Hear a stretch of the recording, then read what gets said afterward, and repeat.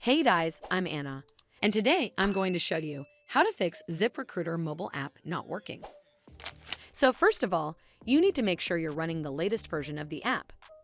Open up App Store on your device, and then tap on this search icon in the bottom right corner. Then search for the ZipRecruiter app, and if you see this update button right next to the app name, simply tap on it to make sure you're running the latest version of the app.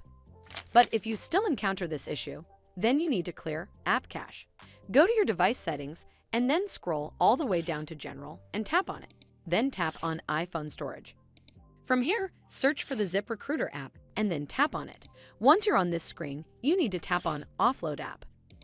Tap again to confirm. It'll take a bit for processing, and then a Reinstall button will show up. Simply tap on it to reinstall the app. This should fix the issue, but if it doesn't, then you need to completely reinstall the app. Follow the on-screen instructions to navigate all the way to the app page. Once you're on this screen, tap on Delete App to uninstall the app from your device. Once uninstalled, you need to open up App Store and then search for the ZipRecruiter app right over here in the search bar, and then click on this Get button to install it back on your device.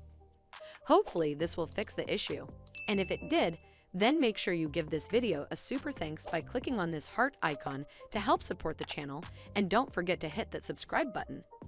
We'll see you in the next one.